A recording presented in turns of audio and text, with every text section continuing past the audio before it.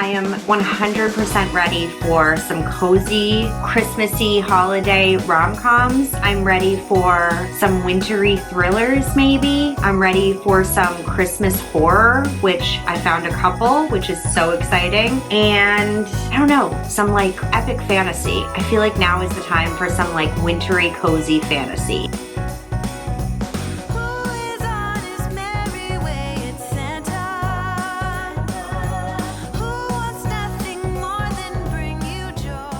Welcome back to my channel. Today we are going to go over all of the books that I have at the top of my TBR for this month. There are over 20 books that I have gathered. What else is new?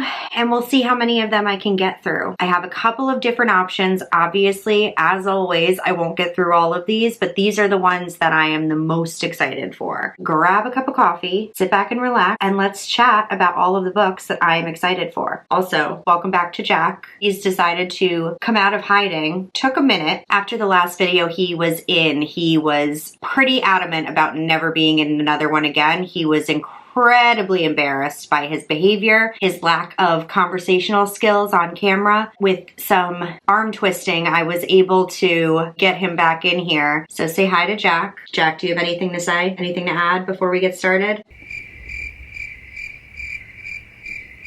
Really? Really, bro? I can't believe you're gonna make me do this alone again. Come on, man. Maybe he needs to warm up a little bit. Maybe he just needs a minute. We'll let him have a second, all right? And Jack, if you have anything to add, please feel free to speak up. First, I have a few romances that are at the top of the list. These are either wintry or new releases, or I just feel like it's the right time for them. Number one, I have Highly Suspicious and Unfairly Cute. This actually came out last winter, and I never picked it up. I never got around to it, and then I ended up buying it during the summer. Something about it told me that it would be better to read during the winter, and I could be completely wrong. This is a young adult book by Talia Hibbert, so this is her first young adult. It's about a football player who has OCD, which I am all about the OCD rep because it's relatable. I've heard it's really good OCD rep, so I'm very excited for that. So then we have Celine, and apparently they used to be friends and now they hate each other. I don't know why, but they end up signing up for a survival course in the woods, and they end up being stuck together during this time. I don't know if it's wintry, but like the evergreen trees just made me think, between that and like her jacket, I was like, this might be a wintry good time. I don't know. I'm gonna try and fit this in. I'm excited. If I don't get to it, I probably will push it right into January because that's still winter. Then I have Check and Mate. This is Ali Hazelwood's first young adult romance, and I have heard nothing but rave reviews about this, and I'm so excited to read it, and I really want to try and read it before the end of the year because Love Theoretically was probably one of my favorite romances of the entire year, and I've heard this is just as good, and that the YA piece of it is not overwhelming, so it's still quite enjoyable for primarily adult readers. So I'm really excited to get into it. Obviously, it's about chess. I don't really know the plot. I think it might be an enemies to lovers, but honestly, I really don't know. I got it from Book of the Month in November, and since it's still unread, I am putting it on my December TBR. So we're doing 2 adult romance authors with young adult debuts, because why not? I also have With Love from Cold World by Alicia Thompson. I don't want to talk about what happened to this book with me getting the sticker off. It was not pretty. So this actually takes place in Florida, so it's not necessarily the coldest climate, obviously, but it takes place at an amusement park called Cold World, and I think it's enemies to lovers again. There is mention of a Secret Santa in the description, so I feel like it could fit in with a December read. So I'm excited. I've been saving this. I've been putting it off until I felt like it was actually cold. I don't know why, just the fact that it says cold in the title told me I couldn't read it until it was actually cold, and it's cold now, so it's time. Then I have a couple of fantasy that probably won't happen, but if I have the time, I would love to fit them in. Number one is Anastasia. This is the most ridiculous sized book I've ever seen. This is by Sophie Lark. The only things I've read by Sophie Lark are the Brutal Prince series, and I've read only about half of those, and they're fine. They're okay, but I'm curious to see what she would do with a fantasy, and Anastasia just screams winter to me. I feel like it was just a very wintry atmosphere, and Russia just screams winter. I don't know. It just seems like the right time to pick it up. Again, if I don't get to this, I will probably keep it on my TBR for January because I just feel like I need to read this in the winter. So I'm going to try and get to this, but no promises. Who does she think she is with a 640 page book? I don't know. I don't know. Then I have the Hurricane Wars. Nothing about this is winter to me, but it's a new book that I just got from Fairy Loot. It's a gorgeous, gorgeous book. This was October's Fairy Loot. I mean, it's absolutely stunning. It's stunning. And I've heard really good things about it. I saw that this was included in the Romantasy category on the Goodreads Choice Awards, and the minute I found out there was a focus on romance, I was like, maybe I should read this sooner than later. So again, it's very long, and I don't have a lot of faith in myself that I'm gonna get to it, but if I have the time, it's happening. So, you don't think I'll have the time? Well, you know what? I don't like that negative attitude, okay? Get your shit together, please, okay? Positive vibes in this house. Positive vibes. Are you having fun yet?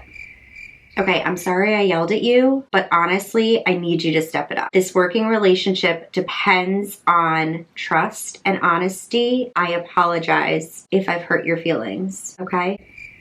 Moving right along, I have My Darling Girl by Jennifer McMahon. I got this a couple of months ago from Book of the Month, but I heard that it took place during Christmas time, during winter time. I guess this like ailing mother who I think is suffering from cancer, and she doesn't have very long to live. She ends up deciding to go and stay with her daughter, but she also, I guess, was an alcoholic and abusive, so her daughter's not crazy about her being around the family. I don't know. Jennifer McMahon has a way of twisting thrillers into horror, and I don't know whether this is gonna lean toward horror or not, but I'm hoping it does. I'm intrigued by it. I can't remember if I've heard honestly much about it. I think I've heard sort of mixed reviews, so I'm hoping to get to this and I'm hoping to enjoy it. I usually enjoy Jennifer McMahon's books, but there's always a first time for everything, right? Then we have The Spectacular by Fiona Davis. I have been saving this and putting this off. I can't remember how long ago I got this, but it was several months ago, and I've been saving it for Christmas time because it takes place at Radio City, which, if you don't know, I worked there for one Christmas season. It was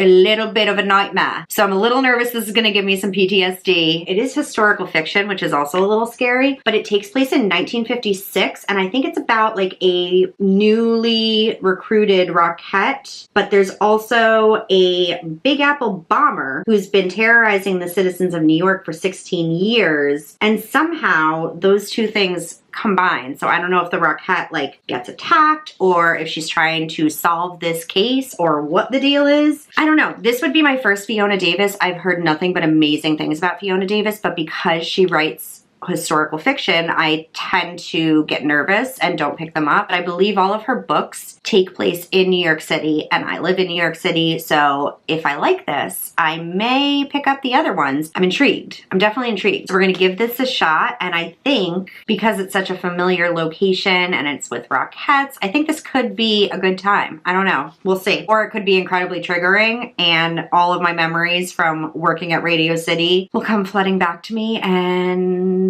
I'll have to go into hiding for a few days. We'll see. We'll see. We'll see. Then I have a couple of repeats. One of them is Alice Feeney. She typically writes one book a year, so I don't want to carry this into next year and then have two unread Alice Feeney. So I'd like to get to this before the end of the year. I haven't heard the best things, so I am a little bit nervous, but it's short and I feel like I haven't read a thriller in a few weeks. So I feel like I'm like ready for some thrilling books, maybe. Same thing goes for Midnight is the Darkest Hour. She has written two of my favorite thrillers, and there's absolutely no reason that I haven't picked this up yet. This is one that typically I would pick up like the minute that it comes out and read it immediately, but because of other TBRs and projects that I was working on, I just haven't gotten around to it yet. Again, I haven't heard stellar reviews, but that being said, I have heard that there is a romance that is very prevalent in this book, and I think that's something that Ashley Winstead does that's so unique, is she actually adds in romance elements to her thrillers, and that was my favorite part of In My Dreams I Hold a Knife. So if that's the case here too, this might be a win for me, and I want to get to it before the end of the year. I have September House, which I am so embarrassed that I still haven't read. This was supposed to be part of my my haunted house book series. I am still planning on doing that, but this has been so highly recommended. I saw it on 2 separate lists during the Goodreads Choice Awards, including Best Debut. So I feel like I really want to get to it before the end of the year. I feel like I really want to read it this year, even if that means I can't include it in my little haunted series. I just think I need to stop putting it off until I'm filming at a haunted location. I just want to read it. I just want to read it before the end of the year. Next, we have some Christmassy holiday romances. These are all very similar. I don't know a lot about all of them, and that's okay. They are basically like Christmas Hallmark movies, but in book form. I'm not gonna lie, I'm a basic girl. I love me some Christmas Hallmark movies, so if I can get that feeling from a book, I'm absolutely gonna dive in. I think I read like 10 holiday rom-coms last year, and I loved them. I had such a good time reading them. It just puts you right in the vibes, the feeling of the holiday season, so I would love to do that again this year. I have a couple that I had on my TBR last year that I never got around to, and that is these 4. So I have the 2 Maggie Knox books I still haven't read. This came out 2 years ago and this came out last year, and I didn't get to either of them, and I don't really know why, but I would love to read these 2. I would also love to get to these 2 as well. These came out last year and I never got around to them. I think I bought like way too many holiday rom-coms last year and I just ran out of time. They're books that obviously you really can only read during December, so if you don't get to them, you kind of have to save them for next year. So these are some of them that I didn't get to last year. And then I have some new release ones as well. I have these 5 that I bought this year. I'm obsessed with the fact that they're all blue. I don't know what it is about this year, but this is like the vibe. So we have Along Came Holly. This is the 3rd book in this series, and I loved the first 2. I thought they were such a good time. They were so sweet. This takes place in the town of Mistletoe, which is a very Christmassy town. This one is an enemies to lovers about Declan and Holly, and I'm excited to read it and I think complete this series. Next, I have Faking for Christmas. This is a teeny tiny one by Carrie Winfrey. This is literally like 250 pages, so this will be a breeze to get through. It will be probably like a 1-sitting read, which is exactly what I'm looking for when I'm trying to fit as many books as I can into the last month of the year. This is like a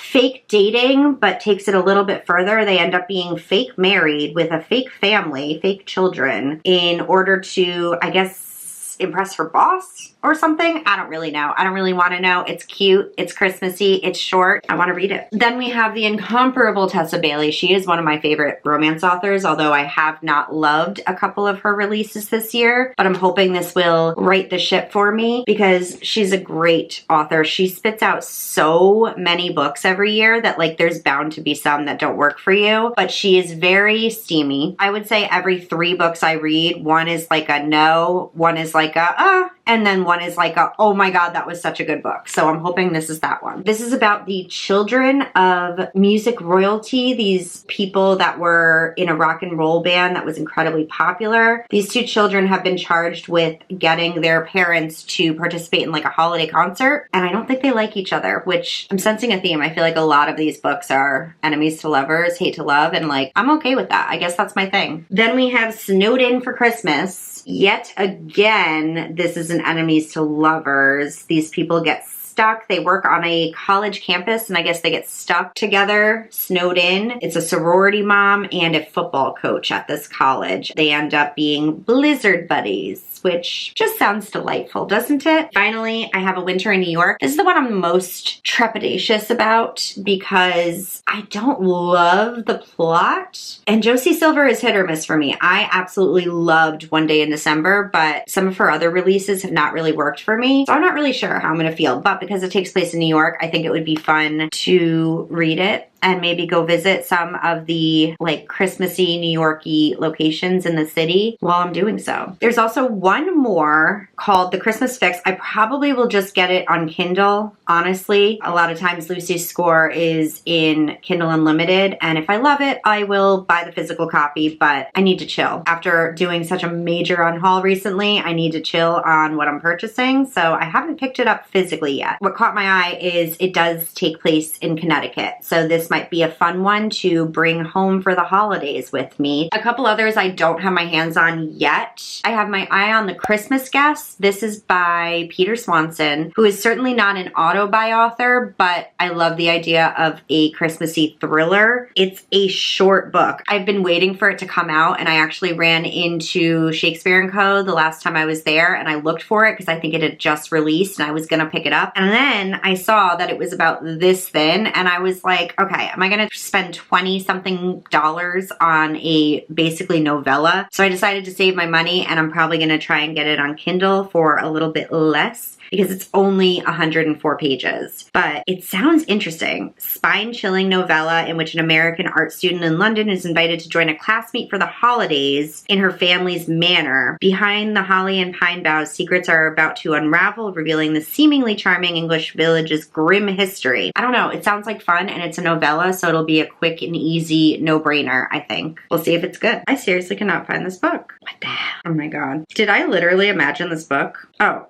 I found it. Christmas and Other Horrors. This is a horror anthology. I don't know why I keep picking up short story collections because they don't usually hold my attention, but the cover is just, I saw it across the room and I was like, okay, I need to read you. And then I started looking at some of the authors that were included. We have Stephen Graham Jones, we have Josh Malerman, we have Garth Nix. Like, there are some very exciting authors in here. Oh, and Tananarive. Like, come on. I love the idea of like horror mixed with like this bright and shiny holiday seasons. I don't know. I don't know if I'm going to pick it up physically. I don't know if I'm going to look into a audiobook for it maybe. I don't know, but I'm intrigued. I'm definitely intrigued by it. Even if I only read a few of the stories in there, I think it'll be worth it. And then finally, I got a comment from Chrissy Reads that was on my November reading plans video. And she mentioned a new release that was coming out in November that I hadn't heard of. And I looked it up and I was like, absolutely. It is called The Kingdom of Sweets by Erica Johansson, and it is a Nutcracker retelling. Erica Johansson wrote